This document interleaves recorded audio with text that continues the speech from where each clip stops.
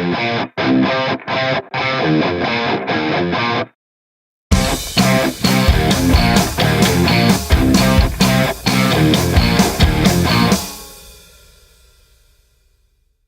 guys, welcome to another episode of Much As Wrench Set. We're doing things a little different tonight. Had a guest have to cancel last minute, so instead of just canceling the whole show, since I don't probably get enough of these out as I'd like to, we'll just fly solo tonight. See how this goes. I'll just talk to myself and the man in the mirror here. See how things go. Yeah. So I appreciate everybody sticking with us, listening. This will be the big episode 5. We're working on number 6 soon. We're really getting there.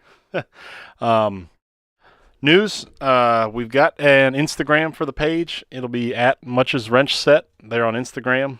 No periods, no underscores, just at Much As Wrench Set.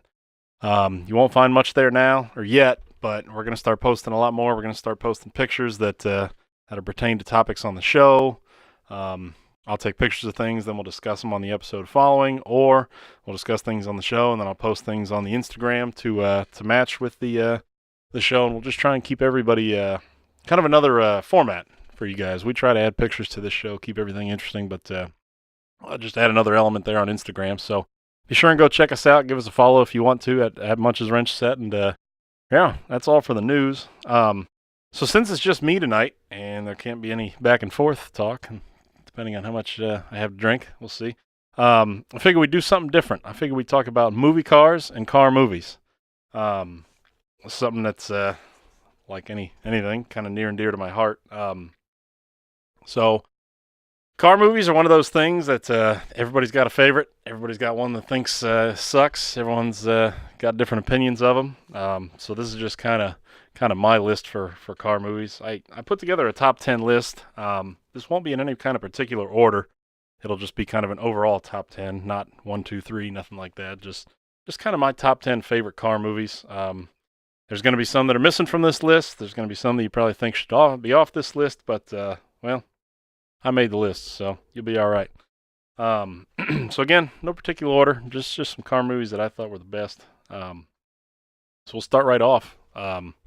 Everybody knows the famous Bullitt from 1968, the Steve McQueen movie, cop movie.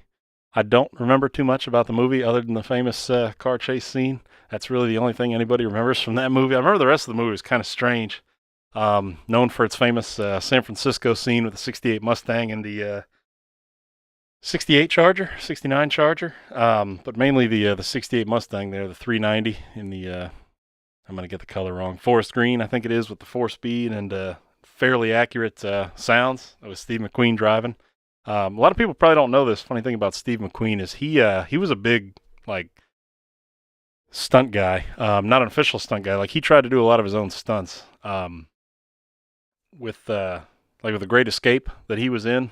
It's funny if you guys have seen the Great Escape and you know that there's a big motorcycle chase scene at the end. Not to give away any spoilers. Where he steals a German's bike. I guess he actually wanted to drive or ride because he was a faster rider than a lot of the stunt drivers, but apparently the insurance company, not to anybody's surprise, nixed it. They said, no, you're not doing it. So they actually had Steve McQueen train a lot of the stunt riders for that movie. And likewise with Bullitt, I think he did a lot of, close-ups, not the crazy, far-off, wild, around-the-corner scenes, probably too much, but he did a lot of the driving. The famous scene where he's chasing the Charger and he overshoots the corner, and he has to throw it in reverse, back up, burning out. He's driving there. They didn't paste his face on it. They couldn't Photoshop back then. That's really him burning out in reverse. He missed the turn, and he's driving. So Bullitt, if you guys haven't seen it, go check it out. It's one of those movies that it's probably one of it's at least top 5 best car movies on any list that you'll see anywhere. It's just that chase scene. There's no music.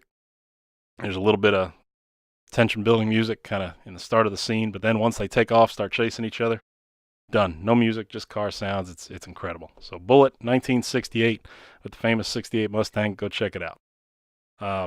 Next on my list, I've got Gone in 60 Seconds. Now, this might upset some people, but I'm going with the updated version.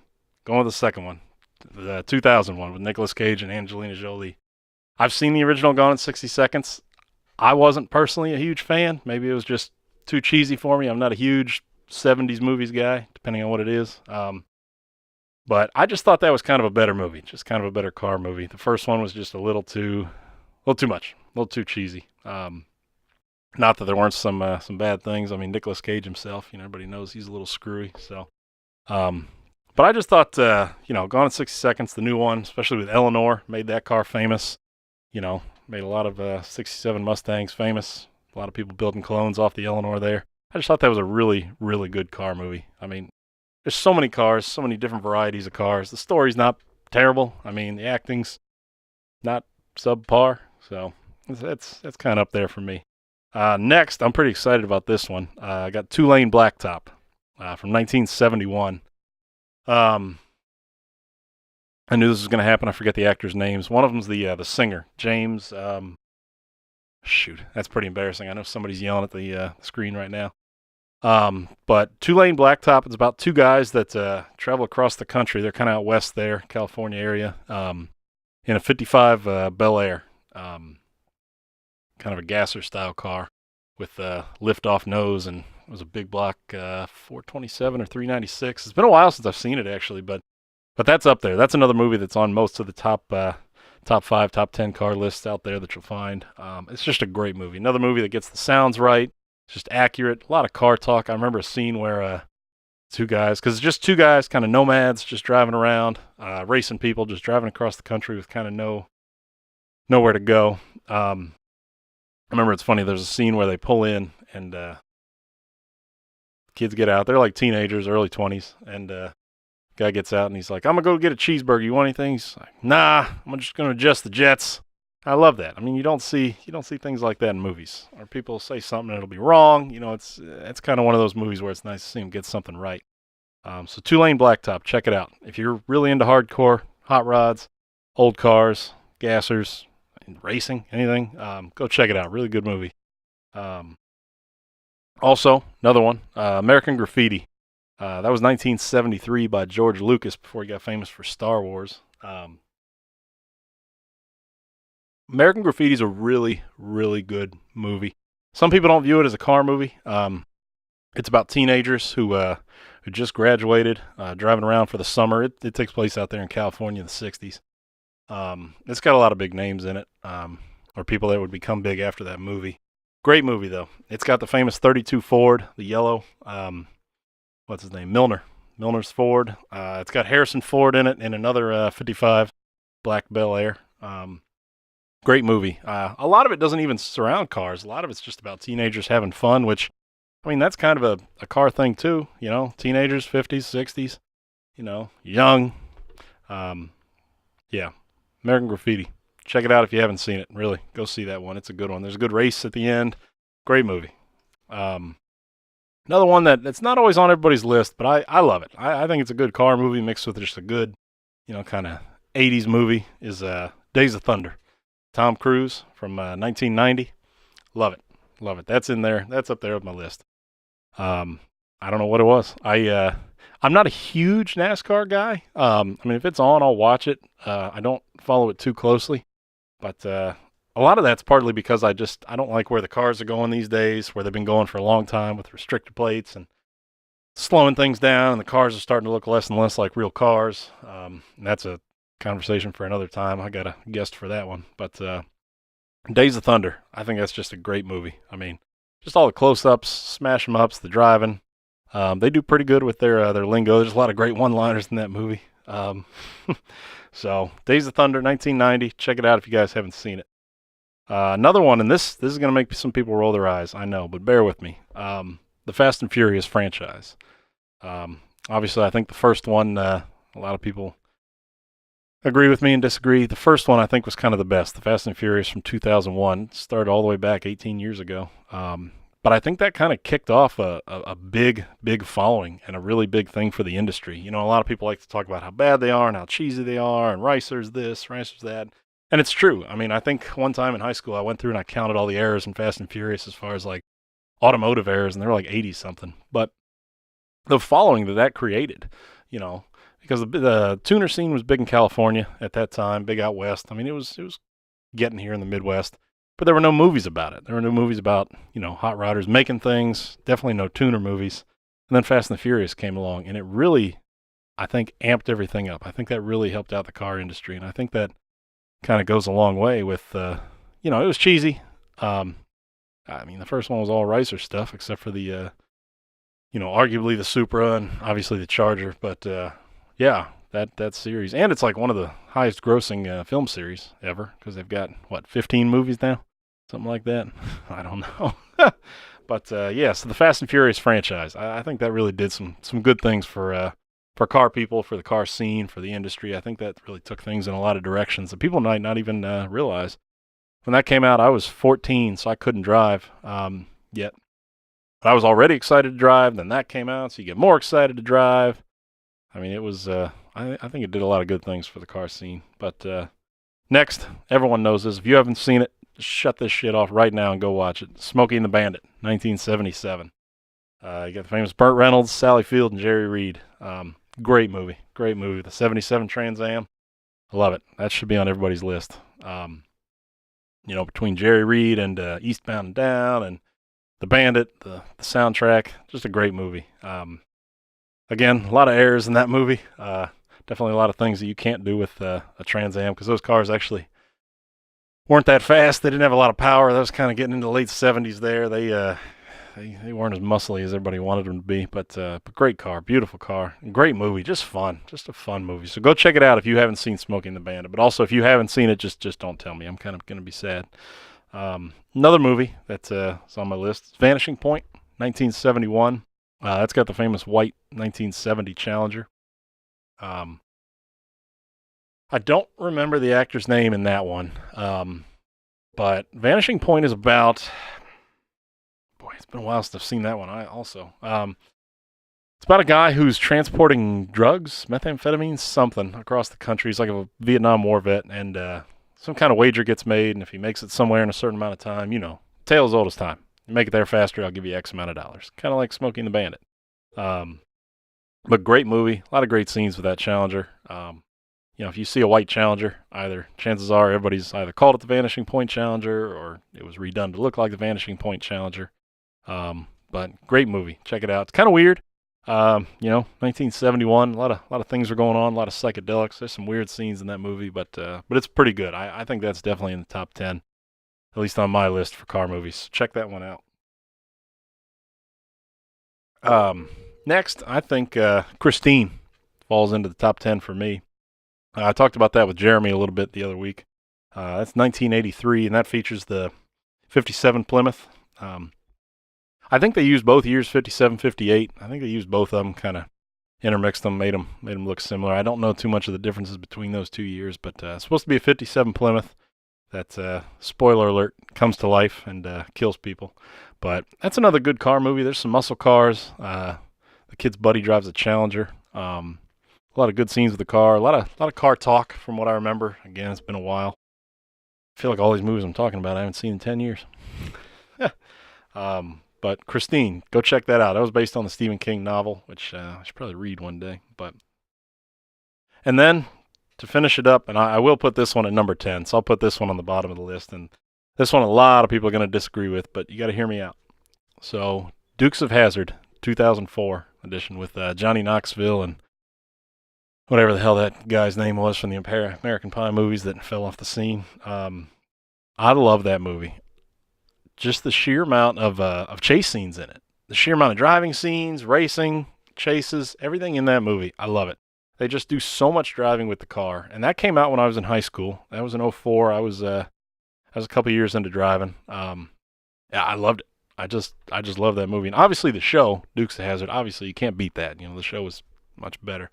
But that movie was just great, I think, for car people. That had some muscle cars in it, some trucks.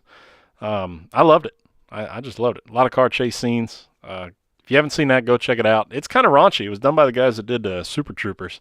So it's funny. It's dirty. It's raunchy. There's drugs. There's sex.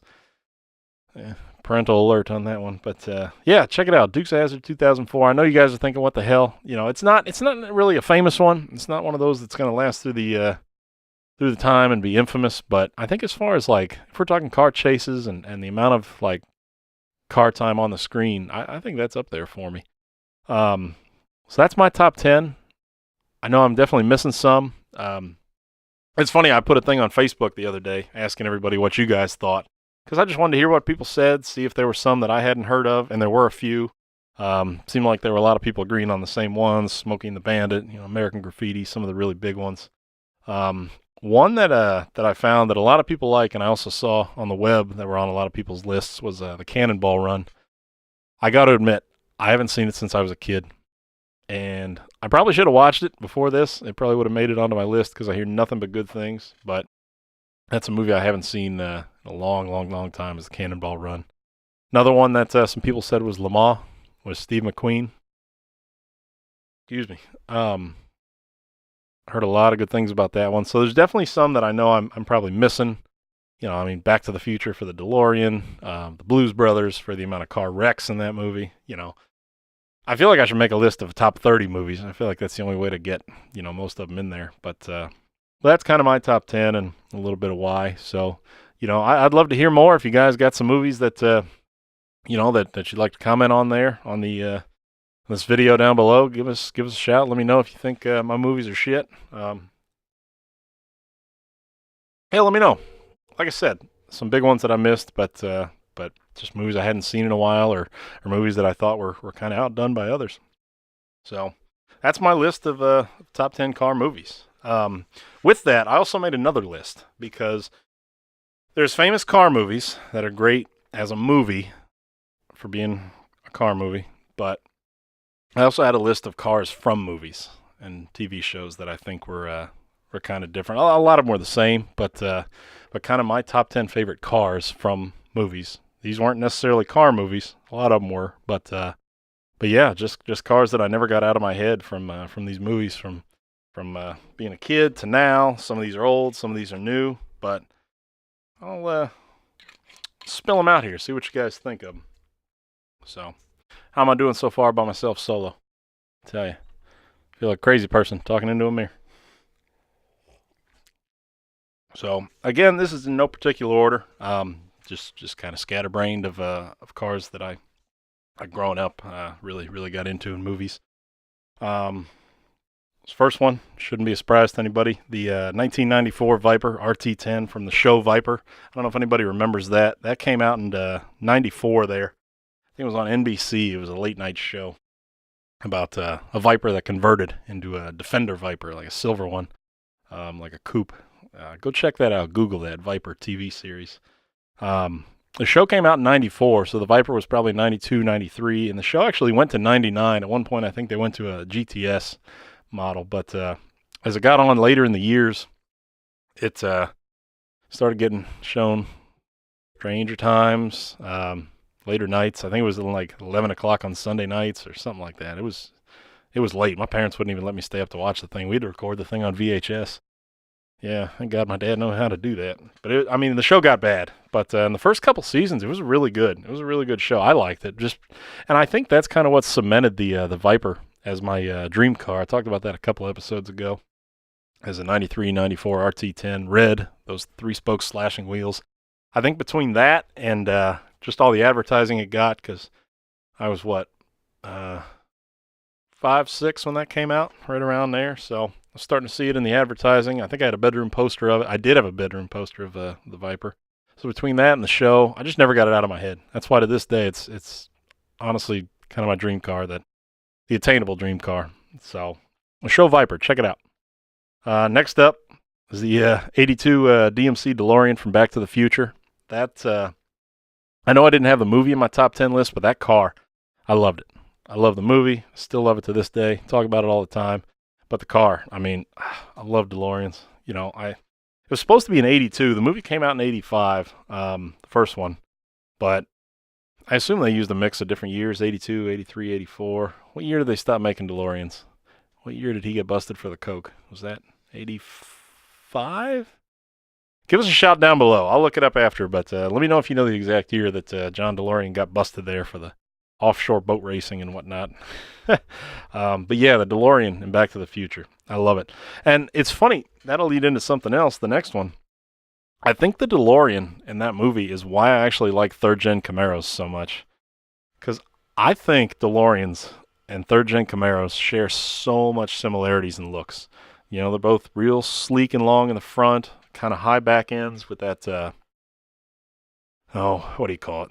The hatch with the sweeping glass and the hatch. And arguably, I'm going to tell you, those taillights and headlights are the exact same thing between the two cars.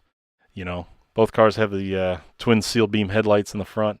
I swear the taillights are the same. Go look up a DeLorean and a third-gen Camaro. The taillights are exactly the same. And I think that's why I love third-gens so much. I really do. I think seeing Back to the Future as a kid, you know, being 2, 3, 4 years old, I think I saw that. And third-gen Camaros were still out. They were still being sold then. So I think seeing a third-gen on the street, I think I was just like, oh. I knew it wasn't a DeLorean, but I think, you know, deep down subconsciously you're like, that looks the same. I know some people are going to get pissed at me saying that. I mean, I've never seen a stainless steel third gen, but I think that really did it for me. I think the DeLorean, but third gens aside, just the movie, that car and that movie, you know, I don't know for sure, but I'm pretty sure that car was lowered a little bit for that movie, give it a sleeker stance. Obviously, it had the big fins in the back and the nuclear reactor, whatever it was. I love it. I love the DeLorean. So that led into the third gen Camaro, like I said. And third gen's been in a lot of movies. They're usually driven by a bad guy that lasts about 3 minutes before it crashes and blows up or something, or it gets shot up. They're not very big. I always joke they should have been in the Joe Dirt movie. I don't know if there was a third gen in there. I don't think so. But the third gen Camaro in movie Black Dog came out in '98, I think it was, with Patrick Swayze and Randy Travis and a bunch of nobodies. I think it was a straight to. Would it have been DVD yet? This was '98. Yeah, straight to VHS maybe. Anyway, straight to Blockbuster kind of movie. It was cheesy. It was about truck drivers and whatnot. Kind of like Smoking the Bandit if Smoking the Bandit was a bad movie. But the guy had a 87-ish IROC third gen in that, and I loved it. Just loved it. It gets beat up. But I love it. Love that car. So the third gen Camaro from Black Dog's on there for me. Also, and this one's actually kind of special. I'll tell you why. Is the 1970 Monte Carlo from the Fast and the Furious 3 from Tokyo Drift, arguably the worst of the entire series. That car. So it's funny. Obviously the stunt car, the one they drove around, it just had like a small block 350 in it. But the one you see in the I forget what they're called. Glory shots. Is that what they're called in the beginning? Glory shots when they show the close-ups, the hero car. That's what it is, the hero car. When he's working on it in the high school. If you haven't seen that, go check out Fast and Furious. Only the first 10 minutes of the whole movie are worth watching, but that's the most important part. It had a 632 Merlin, I think it was, big block, which it was funny when I saw it in theaters. I was in high school, and I was like, oh, it's a 632. That's an 800 horsepower pump gas motor. So I was all excited. I was into it. I was invested. I loved it, you know. And that really is a 632 Merlin, which I think they might still make. 800 horsepower on pump gas, naturally aspirated, just a big Dominator carb on top. Awesome. But that car had the look, you know, the primer. It had the big D windows. There's Goodyear slicks or Hoosiers, whatever they were, all four corners. And honestly, that car is why I put D windows, Krager D windows on my Camaro, which I still have to this day. I keep upgrading. I just put 15s on in high school. Now I've got 16s on the front and finally put 17s on the back, and figure I'll just go till I run out of sizes, which is pretty soon. But the Camaro still has D windows on it, and I think it's because of that car. I just love the look of that car. That beat up Monte Carlo, big engine. The kid was kind of, he's kind of the outlaw at the school. Didn't seem like anyone was a big fan of him. I loved it. Just love that car. I still to this day, sometimes if I see that it's on cable and it's about to start, I'll turn it on and I'll watch it for the first 10 minutes and I'll shut it off after they, spoiler alert, crash. I'll just turn it off after that. The movie just goes to shit. But yeah, that car, that look, I don't know. Something about those D windows. I've always liked that. You know, the NASCAR style looking wheels, the Bassettes and whatnot. Just love that look. I think just gives the cars a hardcore look. So that Monte Carlo from that's up there for me. Next, I got the 68 Mustang from Bullitt that I talked about, the 390 car. I talked about on one episode kind of my dream car is like a 69 Mustang. I think it's a little sleeker looking than the 68, but that 68 in Bullitt is just beautiful. Just beautiful. It's got the 15-inch torque thrust on there. It's that green. Just beautiful. The Bullitt car does it for me.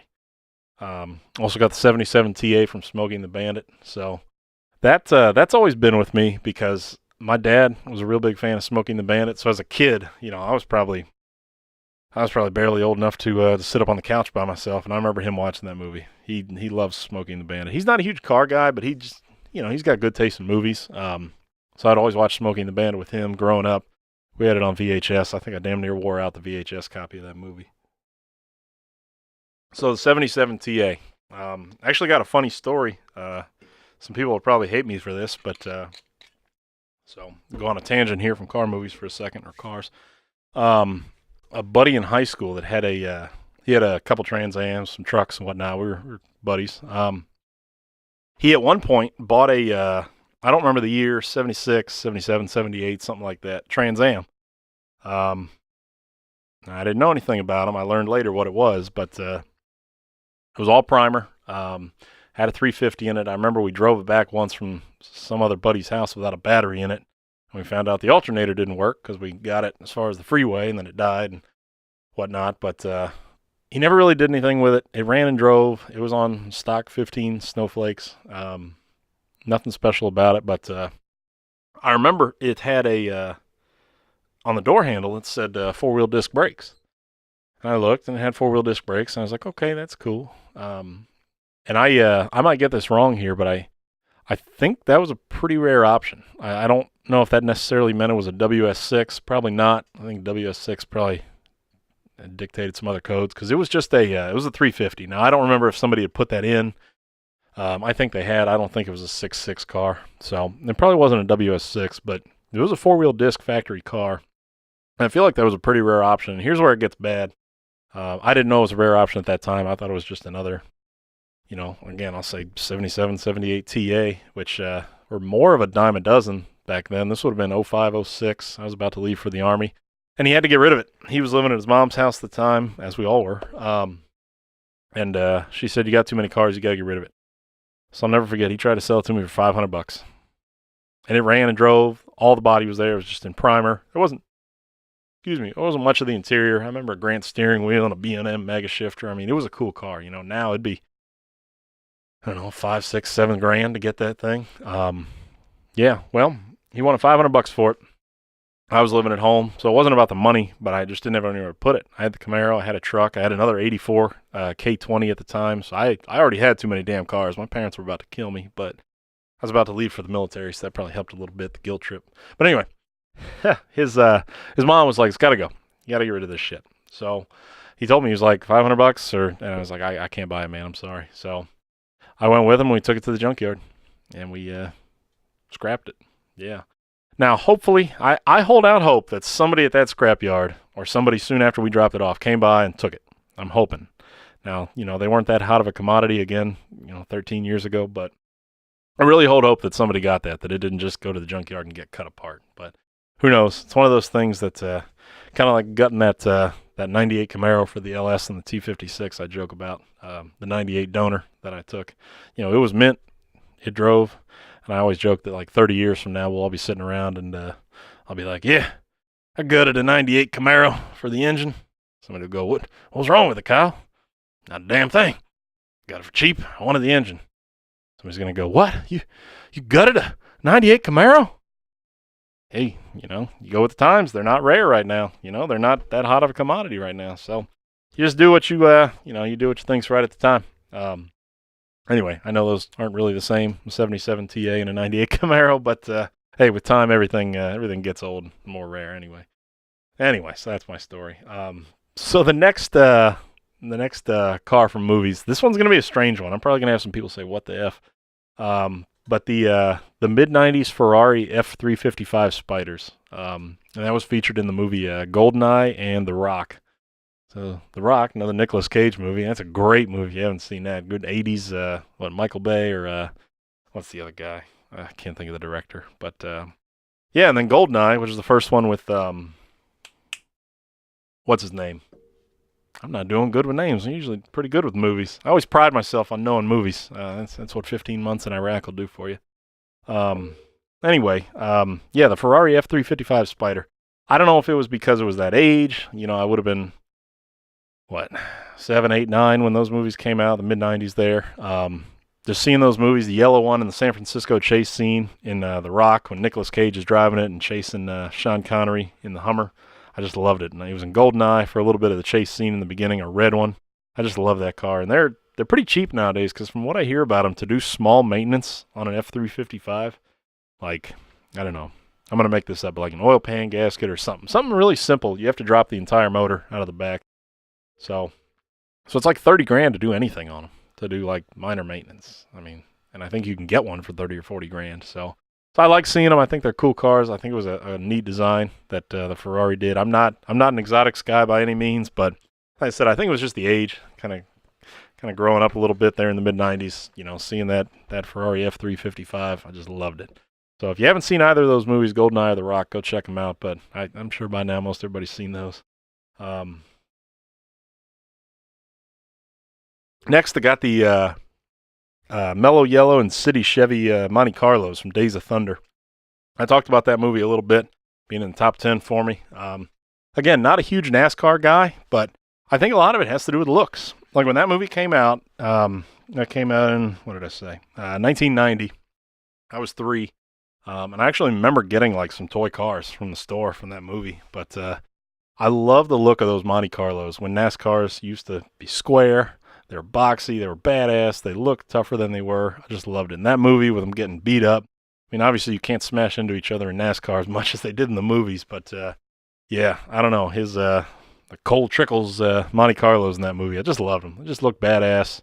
You know, I see reproductions every now and then for sale on the web of that Mellow Yellow and City Chevy for sale. I see those years Monte Carlos, but yeah, just those 80s Monte Carlos from NASCAR. I love them. So I think Days of Thunder really solidified my love for those Monte Carlos in the 80s. The NASCAR ones, not necessarily regular 80s Monte Carlos. After 87, they got a little Sorry, Andy. Next one, these are really big. I would I wouldn't put them on my dream list, but I would really like one day. I got to get one before they all fall apart. Is 94 to 96 Impala SS's. These cars are in a bunch of movies. I feel like every year a movie comes out where somebody's driving a 94 to 96 Impala. And if you don't know what those look like, it basically looks like a 90s Caprice cop car, but they had 17-inch wheels. They were lower, had a different grille, different accents, obviously. A lot of different other things, different suspension, leather, sportier, and mainly they had the LT1 vet engine. So they were beasts. They were sexy looking cars. And I think that's why they're always the bad guys' cars. I have written here, they're the baddies' cars. They're always the bad guys' cars in movies. Movies like Crank with Jason Statham. I think a bunch of bad guys drive them in there. Waist Deep. Can't think of the guy's name from Fast and Furious. He's in that movie. He drives one of those in that. But they're in a lot of movies. Always in a movie. If there's a movie about bad guys that takes place in California, you can almost guarantee a 94 to 96 Impala SS is in those movies. And I love them. And I got to get one soon. I tell you, they're starting to fall apart. You know, it's a mid-90s Chevy. They kind of are what they are. I need to get one of those. I need to pick one of those up soon. Those are starting to rise again in price. Another reason I think I kind of like them is my grandpa had a Caprice. He bought one used later in the 90s. But he had a Caprice. You know, kind of looked like that, similar. And I just love them. I think they're just badass looking cars. You slam one down a little bit, give it some good tires, tint the windows a little. Good looking car. So that's there for me, those mid-90s Impalas. And they only made them those 3 years, and only in a few colors, too. Yeah, pretty neat cars. And then, it's another big one for me. Again, just growing up in the 90s child, is the 94 2500 V10 Ram from Twister. That movie came out in 96, and I loved it. Because I kind of grew up on trucks. My grandfather was big into trucks, huge into trucks. And I think that's where I credit a lot of my love for trucks from is my grandfather. But so this movie came out, and this new Ram, it had been out 2 years then in 96. And they just, it was beautiful. I loved it. I wanted a second gen Ram right then. And I ended up getting a couple. I had a 98 and I've had a 94. I think that's all I've had for second gens. But that was kind of it. That movie, I mean, I still drive a Ram to this day, I think, because of that movie, Twister. It's funny, there's some errors in that movie. They've got they got a V10 Ram. I think at one point they end up in a V8 Ram. Because it starts out as, correct me if this is wrong, it starts out as an extended cab 6-foot bed. And then at some points of the movie, it becomes an extended 8-foot bed. when they put those things in the back, whatever, towards the end of the movie, when they put two of them. Truck magically grows 2 feet onto the bed. Wish I could grow 2 feet, I tell you. So the '94 Ram in that movie, that did it for me. That Ram, that really did it for me. And I've now owned 5, 6 Rams, something like that, and I just love them. I just love them. So that movie really did it for me. So that's my top 10 for movies from cars. I got a bunch more I'd love to tell you about, but I'm sure you don't give a damn to hear about them. So, but comment down below. I'd love to hear what you guys. I asked you guys on Facebook there. Some of your favorite car movies. Tell me some of your favorite cars from movies. It doesn't have to be a car movie. It doesn't even have to be a good movie, honestly, because there's some bad movies. Like I said, great cars in. So tell me what you think. Tell me some great movies on the silver screen there, or great cars on the silver screen there that kind of affected things. Tell me about them. Anyway, that's all I got for movies. That's kind of everything I had planned to talk to you guys about. Like I said, doing this solo, change things up a little bit. Feel kind of crazy here talking to myself. I don't know how all these kids my age nowadays walk around out there at car shows holding a GoPro talking to themselves for a half hour, I tell you. But a couple things I did want to talk about real quick that I didn't want to miss. The new Corvette that's coming out for 2020. I don't know if you guys have heard about this or not. I feel like there's a lot about it, but a lot of it's on social media, the internet. There's not much in print right now about it, but the 2020 Corvette. So for those of you who don't know, the C7's going out, the generation that's in right now. It came out in 2014 with the new LT1 variant engine, which came in after the LS. That model's going out, the C7, so this will be the new C8. The new Corvette, spoiler alert, it is going to be mid-engine, which means the engine is in the back this time. Purists, be damned. I know they're going to be up in arms. Excuse me, they probably already are. The purists are probably pissed. The Corvette Club of America, whatnot. Maybe they're not. I don't know. I'm not in it, but I can't afford a Corvette.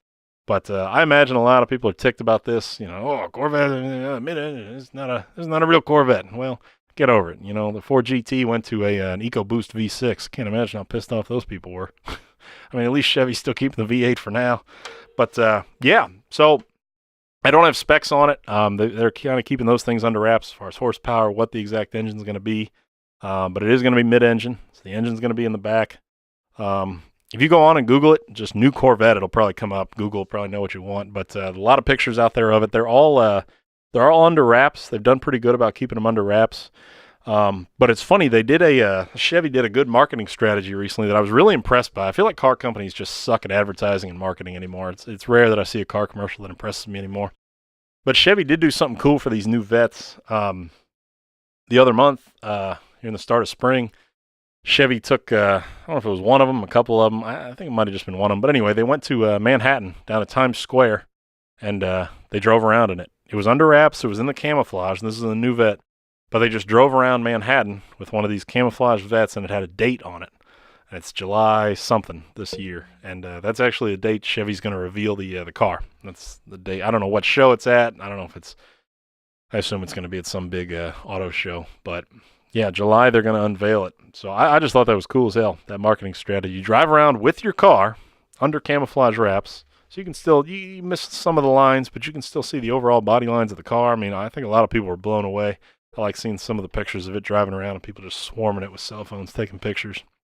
But yeah, they drove around with it under wraps. But that's coming out. Supposedly it's going to have the LT1 from the previous year's Vettes. Supposedly it's going to have that for the first year, but rumors are that it's going to be going to a smaller cubic inch V8, a new generation V8 that they're making with turbos. I've heard not everybody's happy about that. I think it's great because it's still going to be a V8. I'm hearing rumors like 5.4 liter, even just smaller cubic inches. Because I was talking about engineers and the miracles they can do. I mean, I think that's where they're going. I think they are going to make it a smaller high efficiency V8 with some power adders, some turbochargers. Maybe they'll do a supercharger. I don't know. What do you guys think? I'm pretty damn excited for the thing. The funniest thing about it was, though, they've been testing this thing publicly for a little over a year now. You can see some spy photos, but it was funny. Recently, they released a report that they were twisting the frames. the cars were actually twisting the frames from all the power. And that just cracked me up because they designed the damn thing. They get it on the road, they get it driving, and then, what, 6 months into it, they find out they're tweaking frames. I don't know if they started pushing them harder or what, but I love it. I just love that. I think that's hilarious. So they're obviously not going to be weak. I mean, they're, the vet leaving, the base model vet that's leaving has 460, 480, something like that. So it's not going to be a slouch, and especially with the engine in the back, the weight distribution, it'll be a beast. But look for that coming out in July, the new Corvette. So let us know if you guys are excited about that. Let me know what you think. Let me know if you want to hear some more. I can do a little more digging, but nobody's seen it, not under wraps yet. But it actually looks remarkably like the C7. It looks very, very similar as far as the front end. But we'll all get a glimpse of it in July, so I'm pretty excited about that. One other thing, just because I want to get your guys' opinion on this. Been thinking about lifts recently. My wife and I, we live here in the suburbs, standard 2-car garage. I forget the dimensions of it, but we want to move. We want to get some bigger space, a house on some land with a pole barn or something outside. But prices, with the way the market is right now, we're not sure if we can. Not sure if we can afford anything with some land or not with a big enough barn that I'd like. So I think we might be hunkering down here for the long term, or at least for now. We'll see. She's probably going to yell at me hearing this, but actually thinking about lifts, thinking about a 2-post or a 4-post lift for the garage. Realistically, it's probably not going to happen. I can always have wet dreams, and that's what this might be. But I'm thinking about it. And we, like I said, we don't have a big garage by any means, and the height is definitely a restriction. We got 9-foot ceilings, so I want to hear what you guys think. I'd rather have a 2-post. A 2-post is very conducive to working on a car. If you're a real mechanic, no offense, a 2-post is kind of what you need, depending on the work you're going to be doing. A 2-post is the best way to go. But the problem is the height and the width, because the 2-posts, they're wider. It's going to push over into that second bay. I mean, I think I might be able to still get a car in that second bay, but I don't know. With the 4-post, it's not going to be as wide, and height. With the 4-post, basically it'll fit. The 4-post will fit, no problems. But I can't do as much work. Sure, I can get one of the sliding jack trays, whatever you call them, in the middle of the drive-on lift. Those are like $600, and it's still not going to make it easy. And then I just got one of them, and I want to be able to drop suspension. I want to be able to drop motors out the bottom. I want to be able to take the rear end out easily. And I feel like a 4-post really isn't conducive to that. Let me know what you guys think. Should I do a 4-post, 2-post, or just keep this as what it is, as a dream? But like I said, I think the wife's going to kill me. She's going to be pissed hearing this. But I'm thinking about it, because they're not cheap, but they're not terribly expensive. Everybody thinks lifts are crazy expensive. It's a lot up front, but God, just the convenience of it, especially with some of the wrenching I've done in the past couple of years, I could really use a lift. And 2-post to be great, but I don't know, in a suburban house, a 2-post, that might be a little much. The damn thing's going to be up in the rafters. I don't mind punching through the drywall on the top, but I got to be able to at least pull a car onto the side of it. So I don't know. Let me know what you guys think. Let me know if anybody out there's got a lift. Let me know brands, things you're thinking. Yeah. That's about all I got for my end today. Appreciate you guys listening and bearing with me to just ramble on myself here by myself. Yeah. Strange, I tell you. Need a guest. Yeah. Like I said, I apologize for it just being me tonight. Had somebody lined up. They had to cancel for an emergency last minute. Shit happens, But I wanted to get something out to you guys. It's been a little while. I was sick for a couple weeks there, so we had to pass on a couple opportunities to record one of these. So I appreciate you guys listening. Like I said, comment down below. Let me know some of your favorite car movies, cars from movies, those lifts. Let me know what you guys think. Let me know about the new Corvette, what you think about that, if you got any questions. And yeah, we'll see you guys next time at on the next episode of Much's Wrench Set. Like I said, now that we got an Instagram, be sure to follow us there. It's at Much's Wrench Set. It's going to be a little barren for now, but we'll start posting pictures like I said, pictures will tie into the show. The show will tie into pictures. We'll start posting things there, try and get you guys some more behind-the-scenes stuff, get you into a little more of what I'm kind of working on and what's around, and especially with summer about to kick off here, I think there's going to be a lot more going on. So yeah, it might be an exciting thing for you guys to do if you got an Instagram there. Follow us and yeah, give us a like. But other than that, we'll see you guys soon.